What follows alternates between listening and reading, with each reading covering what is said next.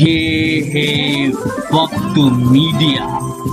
इल्मी और अदबी सरजमी गुन्नौर में 10 नवंबर 2018 को फरोगे अदब उर्दू कमेटी गुन्नौर ने जश्न डॉक्टर इलियास नवेद गुन्नौरी बयादगारे शम्स रमजी मरहूम एक ऑल इंडिया मुशायरे का इनाअत किया। मुशायरे के सरपरस्त रहे मुगीस अहमद उस्मानी साहब और डॉक्टर सलमान अहमद साहब। सदरे मुशायरा रहे गयूर अहमद उस्मानी साहब। मेहमाने खुसूसी रहे धर्मेंद्र यादव साहब MP बदायूं। फरोगे अदब उर्दू कमेटी गुन्नौर के सदर हैं फैजी साहब। सेक्रेटरी हैं रईस अहमद रईस साहब और खाजिन हैं सुहेल अहमद उस्मानी साहब। MP साहब से दरखास्त करूंगी कि वो कम से कम कुछ अल्फाज से हम सबको जरूर नवाजें। MP साहब धर्मेंद्र यादव साहब तशरीफ लाइए। वो समा तो चलिए हो जाएगी। हमारे नगर गुन्नौर में ऑल इंडिया मुशायरे में उपस्थित हमारे इस क्षेत्र के पूर्व विधायक आदरणीय श्री राम खिलाड़ी सिंह जी, हमारे इस क्षेत्र के ही पूर्व विधायक बड़े भाई प्रदीप गुड्डू जी, साथी अखिलेश जी, भाई रामू जी, इस शानदार महफिल के ऑल इंडिया मुशायरे के आयोजक हमारे बड़े भाई मुगीस अहमद साहब, गयूर भाई, सलमान साहब, फैजी साहब, रईस अहमद जी, सुहेल अहमद साहब और ऑल इंडिया मुशायरे में पधारे यहाँ के हमारे पूर्व चेयरमैन भाई कक्के साहब, जो देश के कोने कोने से पधारे हमारे शायर हैं, और गुन्नौर नगर और आसपास के उपस्थित बुजुर्गों, नौजवान साथियों, पत्रकार मित्रों, आज के इस मौके पर सबसे पहले मैं अपने ओर से और अपने क्षेत्र की जनता की ओर से जितने भी हमारे शायर साहिबान पधारे हैं, मैं उनका अपने इस क्षेत्र में स्वागत करता हूं, अभिनंदन करता हूं, खैर मकदम करता हूं और उम्मीद करता हूं कि आज का ये मुशायरा बहुत ऐतिहासिक मुकाम तक जाएगा। और चाहे कवि सम्मेलन हो, मुशायरा हो, इस तरह के जब कभी भी आयोजन होते हैं तो कम से कम आवाम के लोग ये जरूर उम्मीद लगाते हैं, देश के सामने, समाज के सामने जो भी चुनौतियां हैं, परेशानियां हैं, लोगों का दर्द है, वो दर्द कम से कम आपकी जुबान से लोगों तक निकलेगा, लोगों तक आएगा। और बहुत सारे काम जो हम सियासी लोग नहीं कर पाते हैं या सियासत के अपनी मर्यादाओं के अंदर रहते हुए नहीं कह पाते हैं, कम से कम वो तमाम बातें हमारे शायर और कवियों के माध्यम से जो जनता तक जाती हैं तो जनता के दिलों पर वो दूर दूर तक असर करती हैं। यही उम्मीद आज मैं अपने इस मुशायरे में अपने जो हमारे शायर साहिबान आए हैं उनसे हम लगाए हैं।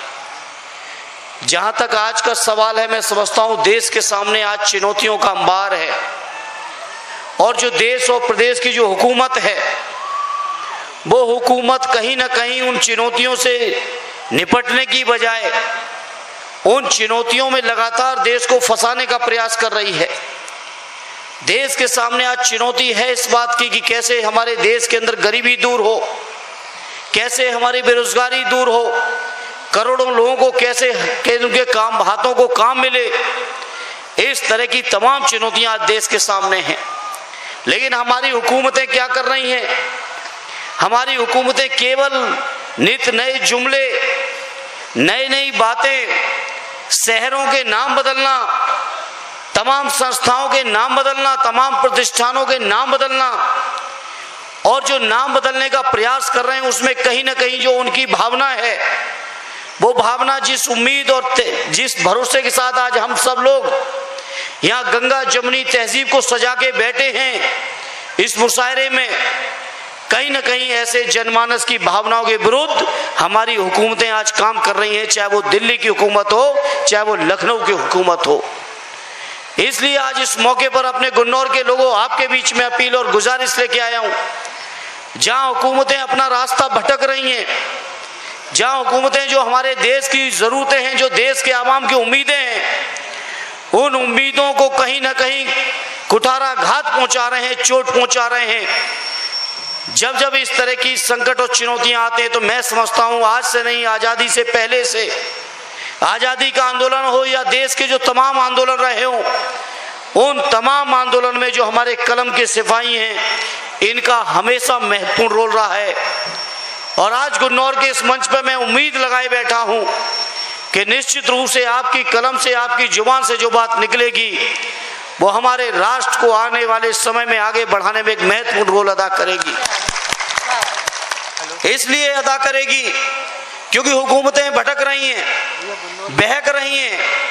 लोगों के दिलों में नफरत फैलाने के अलावा, लोगों को नफरत की बुनियाद पे खड़ा करने के अलावा हमारे देश की और प्रदेश की हुकूमत के पास दूसरा कोई काम नहीं है।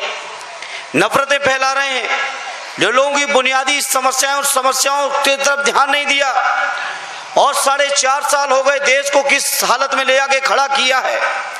नोटबंदी के माध्यम से जहां इन्होंने कहा था कि देश के अंदर भ्रष्टाचार रुकेगा, देश के अंदर नक्सलवाद रुकेगा, आतंकवाद रुकेगा, आज नोटबंदी को 2 साल गुजरने के बाद भी मैं समझता हूं ये तो कुछ हो नहीं पाया, बल्कि देश की अर्थव्यवस्था के बद से बदतर हालत हो गई। देश का व्यापार चौपट हो गया है, देश के लोग बेरोजगार हुए हैं, जिनके हाथों पे काम था उनको काम नहीं मिल पा रहे हैं।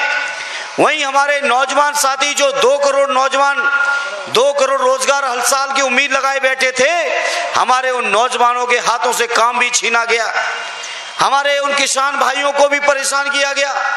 हमारे अक़लियत के भाइयों के प्रति तो इतनी नफरतें फैलाई गई, तमाम घटनाएं इतनी हुई, इतनी लिंचिंग की घटनाएं हुई कि उन घटनाओं के बीच तमाम जो हमारे साहित्यकार, लेखक, विद्वान, वैज्ञानिकों तक को अपने सम्मान को भी वापस करना पड़ा इस सरकार के दिए हुए सम्मान से।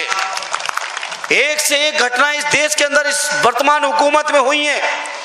इसलिए आज इस ऑल इंडिया मुशायरे के मौके पर मैं अपील करता हूं, गुजारिश करता हूं अपने शायरों से कि देश की समस्याओं से निजात दिलाने के लिए आपकी कलम से और आपकी जुबान से एक बेहतर रास्ता निकलेगा, ये उम्मीद और भरोसा लेते हुए मैं आप सभी का स्वागत और अभिनंदन करता हूं। अपने क्षेत्रवासियों का मैं स्वागत और अभिनंदन करते हुए अपनी बात को विराम देता हूं। जय हिंद, जय भारत। बहुत सुंदर। आज ही YouTube पर हमारा चैनल वक्त मीडिया ज्वाइन करें। YouTube के सर्च ऑप्शन में जाएं और लिखें WAQT वक्त MEDIA मीडिया। वक्त मीडिया लिखकर हमारे चैनल को सब्सक्राइब करें और घंटी वाला आइकन क्लिक करना ना भूलें, ताकि आपको लेटेस्ट मुशायरे, कवि सम्मेलन, नातिया मुशायरे, जलसे, कॉन्फ्रेंस और दीगर प्रोग्राम की अपडेट घर बैठे मिले। अपने प्रोग्राम की कवरेज वक्त मीडिया के जरिए पूरी दुनिया तक पहुंचाना चाहते हैं तो आज ही हमसे कांटेक्ट करें। हमारा कांटेक्ट नंबर है 9997640286। आप चाहें तो SMS भी कर सकते हैं या WhatsApp भी। मुझे इजाजत दीजिए।